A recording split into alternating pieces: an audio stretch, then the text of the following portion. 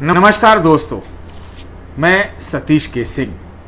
भारत चीन के बीच जो टकराव और तनाव है, उसमें अगर कोई दावा करे कि कोई कमी आ गई है तो ऐसा बिल्कुल नहीं। जी हाँ दोस्तों, जो खबरें आ रही हैं, जो रिपोर्टें आ रही हैं, पूरे दुनिया भर से आ रही हैं, अलग अलग दावे हो रहे हैं, सैटेलाइट के इमेजेस आ रहे हैं, उसको देखकर, पढ़कर, समझकर यही लगता है कि चीन के इरादे बेहद खतरनाक हैं और कुछ एक नए इलाकों में उनके अतिक्रमण, एनक्रोचमेंट या ट्रांसग्रेशन की खबरें आ रही हैं, जिसमें डेप्सांग के बारे में कहा जा रहा है। और डेप्सांग में यह भी कहा जा रहा है कि वहां पर चीन के सैनिकों ने टैंक भी तैनात कर दिए। हालांकि एक छोटी सी जरूर खबर है कि 22 तारीख की जो बैठक हुई, उसके बाद जो विदेश मंत्रालय की बैठक हुई चीन के साथ, उसके बाद कुछ गलवान की जगह में, गलवान में कहीं पे थोड़ा सा वो पीछे हटे हैं, लेकिन अभी इसका आधिकारिक पुष्टि नहीं हुआ है। और चीन पर भरोसा क्या, क्योंकि जो रिपोर्टें आई हैं उसमें यह कहा गया है कि जहां 15 तारीख को खूनी झड़प हुई थी गलवान में, उस पॉइंट पे, वहां पे लगभग इर्द गिर्द 1.5 किलोमीटर तक आगे चीन बढ़ गया है। 1.5 किलोमीटर तक, जी हाँ। और वहां पर टेंट, तंबू आदि सब गाड़ दिए हैं।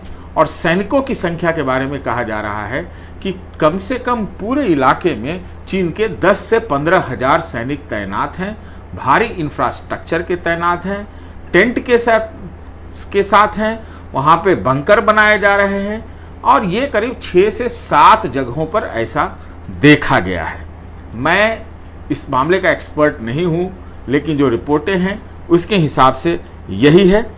एक जगह के बारे में तो ये भी कहा जा रहा है कि जो नदी का बहाव रोकने के लिए, जी हाँ, गलवान और सायोक नदी जो है, उसका गलवान और सायोक का जो जंक्शन है, वहां पर बहाव रोकने के लिए पुलिया भी उसने बना दिया है। अब ऐसी खबर है, क्योंकि अभी तक कोई सरकार के तरफ से पूरी तरह से साफ करके, विस्तार से, सार्वजनिक रूप से जानकारी नहीं दी गई है। तो कहना यह पड़ेगा कि वो करना भी चाहिए, जरूरी भी है, क्योंकि सब लोगों को पता चले। हम पहले से ही जानते हैं कि पैंगोंग का जो झील है, उसकी पहाड़ियों पर फिंगर 4 से फिंगर 8 तक, वो 8 किलोमीटर तक पहाड़ियों पर स्ट्रेटेजिक पोजीशन में तैनात है।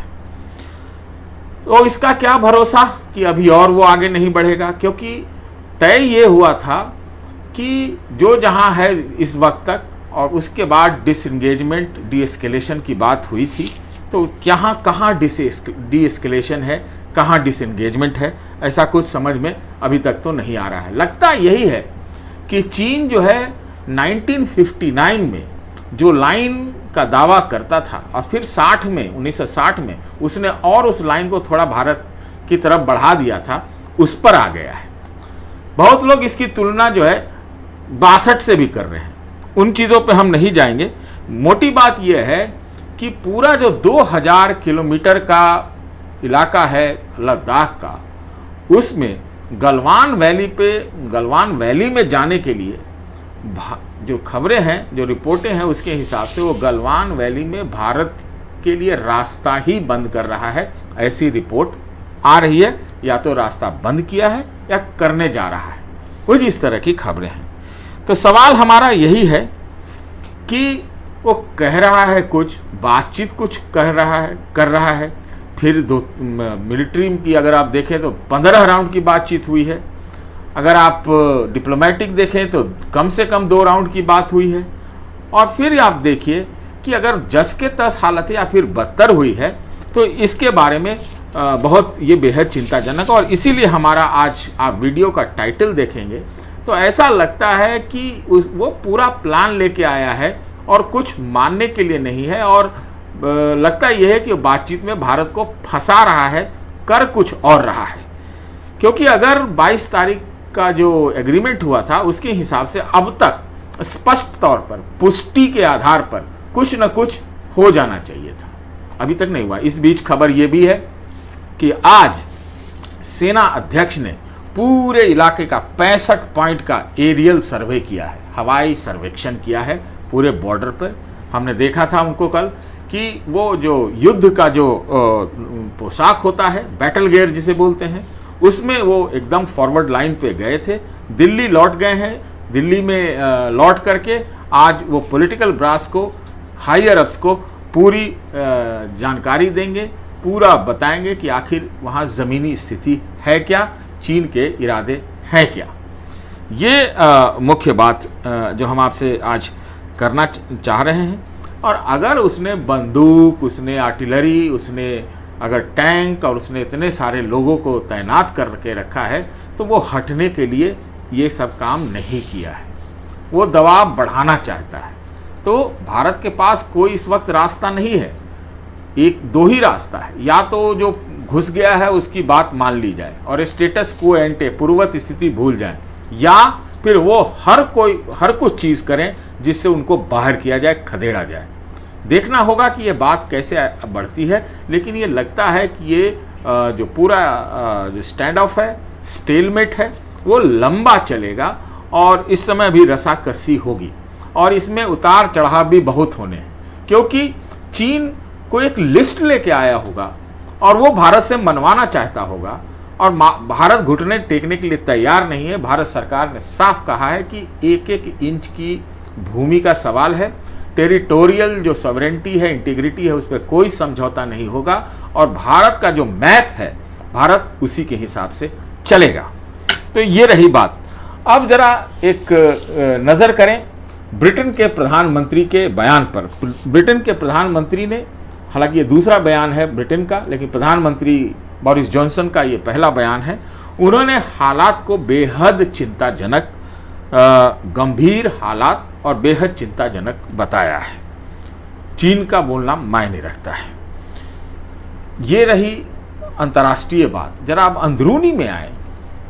कांग्रेस पार्टी जो विपक्ष की एक मुख्य पार्टी है, उसने आज ये मामले को और गर्म कर दिया है। वो सरकार पर ताबड़तोड़ हमले बोल रही है। शायद उसको राजनीति चमकाने का एक मौका भी है।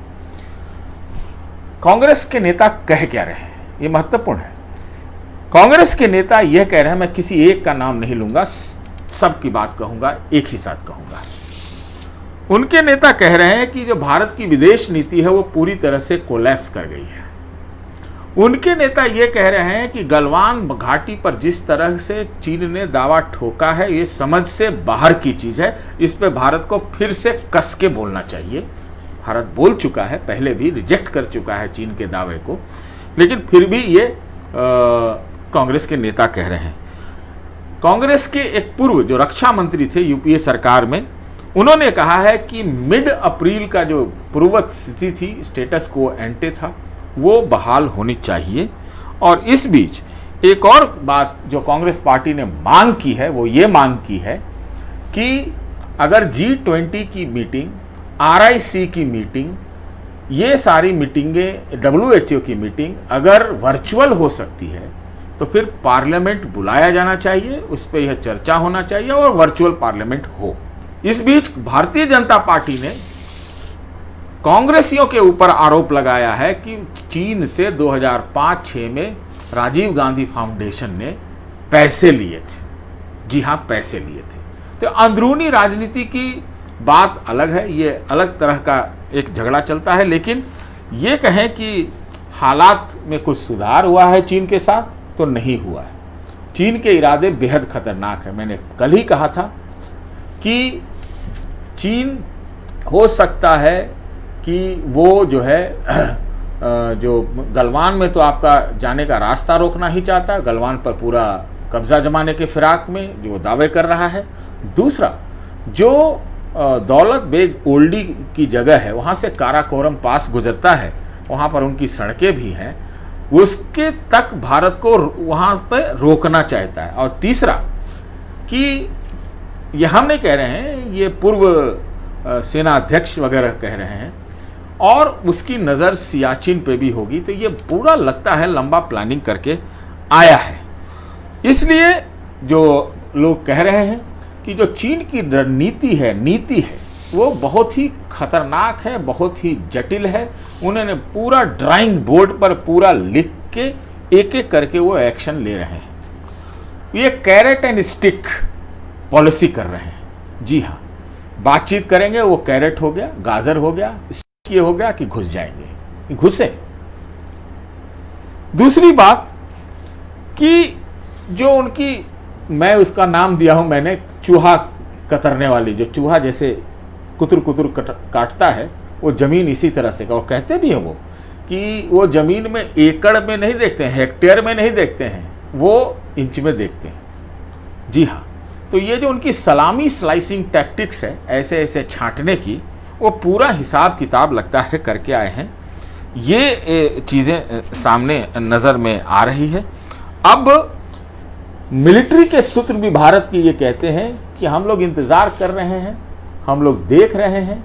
विदेश मंत्रालय का भी ये सूत्र यही कह रहा है कि हम इंतजार कर रहे हैं कि आगे क्या बात बनती है, क्या चीन कोई अपना एक पॉजिटिव कदम उठाता है कि नहीं। लेकिन वो, उनको शंका भी है और उनका यह भी कहना है कि वो वर्स्ट के लिए प्रिपेयर्ड है, मतलब आशंका है कि कुछ भी हो सकता है और चीन कुछ भी नहीं कर सकता है, और चीन के इरादे से, उनके प्लान से ये जो है पूरा जो अमला है वो वाकिफ है। अब अंतिम में एक बात कहना जरूरी है, तो भारत के पास रास्ता क्या है।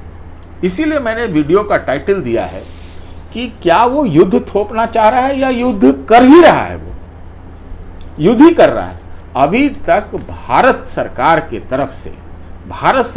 तरफ से खुल के विस्तार से जो चीनी आक्रमण है उसका विस्तार से पूरा एक सार्वजनिक लेखा जोखा पेश नहीं किया गया है।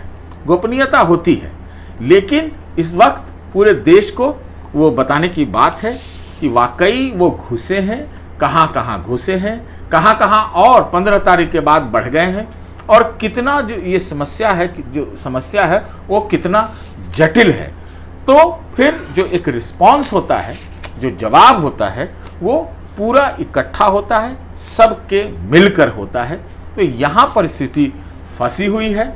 स्थिति बहुत बेहद नाजुक है और बस चंद दिनों की बात है कि अगर पूरा भारत ने भी पूरा कर दिया है, पूरा एरियल जो सॉर्टीज चल रहे हैं, पूरी जो है एकदम जितने भी अपने लड़ाकू जहाज हैं उस तरफ तैनात हैं, तो क्या कोई ऐसी स्थिति आ सकती है कि अगर वो चीन पीछे नहीं हटे तो उसको जबरन ढकेलना पड़ेगा, और अगर जबरन ढकेलने की नौबत आई तो क्या भारत उसके लिए तैयार है, और अगर तैयार है और अगर वो जबरन ढकेलने की नौबत आती है तो क्या इसे युद्ध नहीं कहा जाएगा।